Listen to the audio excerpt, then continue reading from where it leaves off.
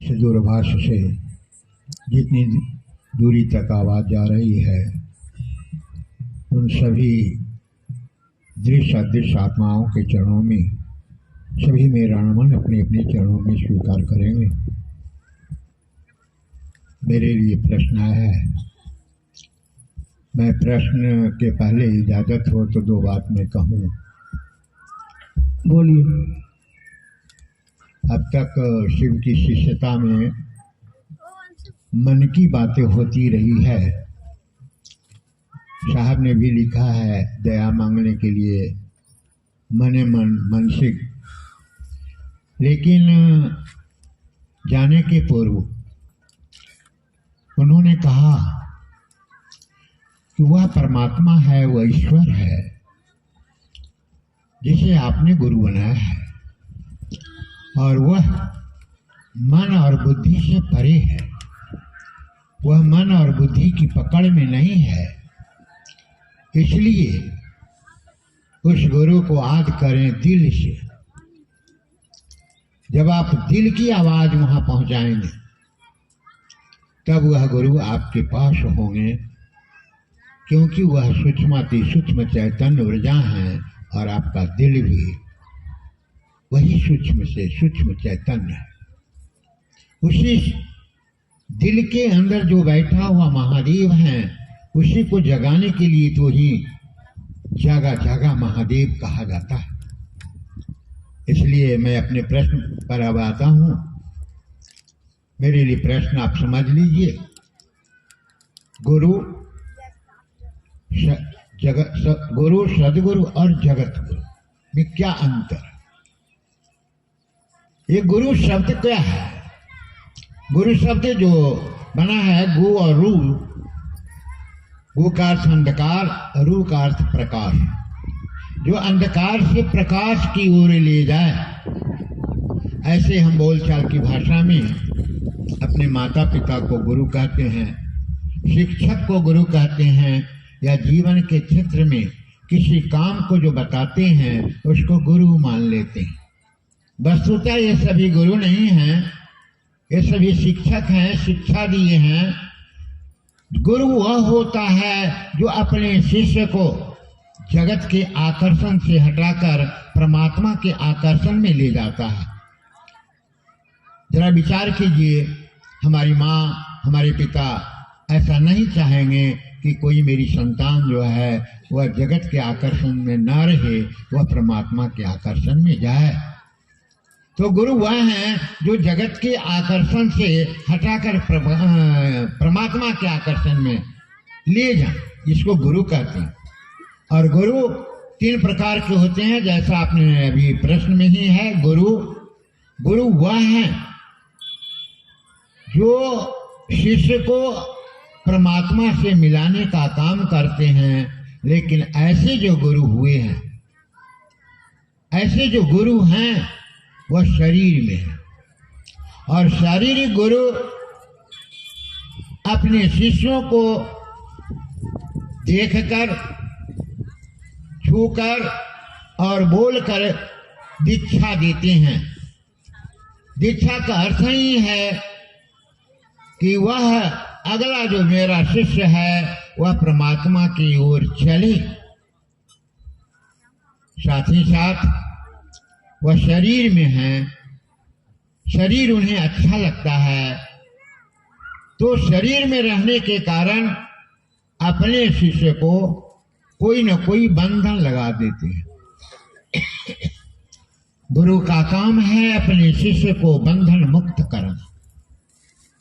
ये जो पांच तत्व का हमारा आपका शरीर है, जो तीन गुणों से तो स्वयं बंधा हुआ है, रजोगुण, तमोगुण, सतोगुण, इन तीनों गुणों से, तीन बंधन से, तीन रस्सी से यह तो बंधा हुआ ही है।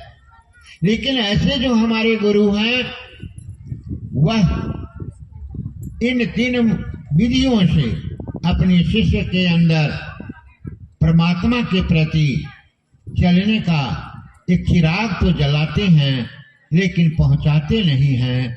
वह कुछ दूरी तक हम आपको ले जाते हैं और वह बंधन मुक्त न करके एक बंधन लगाते हैं।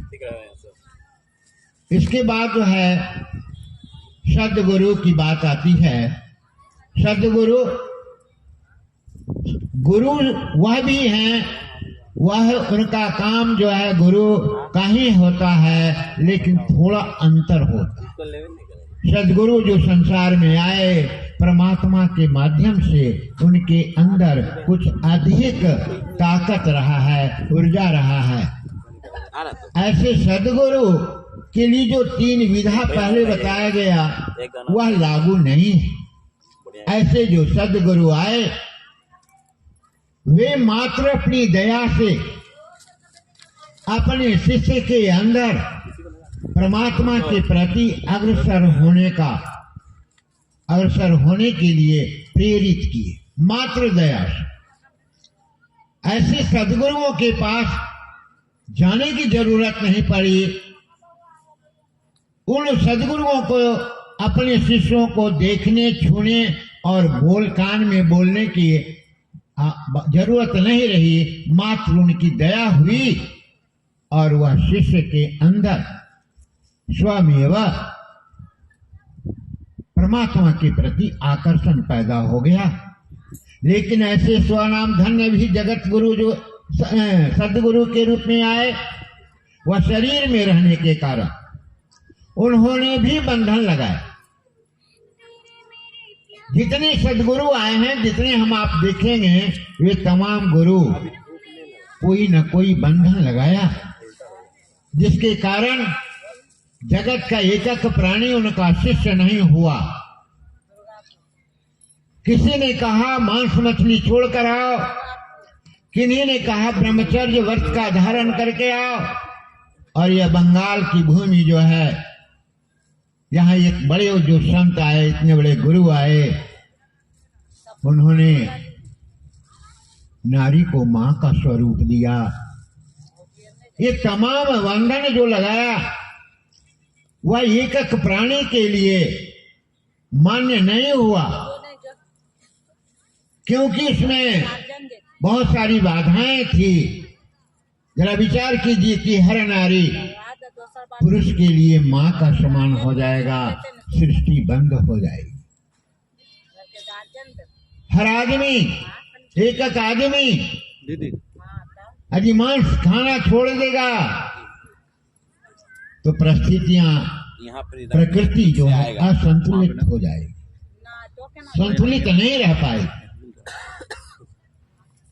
इसलिए उन्होंने जितने लाए हैं, उनके हमारे आपके गुरु के एक शिष्य हुए मच्छिंद्रनाथ और उनके शिष्य हुए गोरक्षनाथ। उन्होंने कहा कि ब्रह्मचर्य व्रत का पालन करो, तब तुम मेरा शिष्य होगे।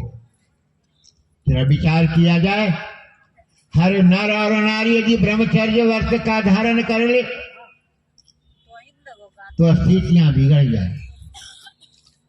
इस तरह से जो सद्गुरु आए, कुछ एक को, अंगुली पर गिनने वालों को परमात्मा तक पहुंचाने का काम किया। और वही जब जगत गुरु आएंगे, जगत का अर्थ ही हो संसार, जगत में रहने वाले एकक प्राणी, उनके शिष्यत्व धारण करने का अधिकार रखता है।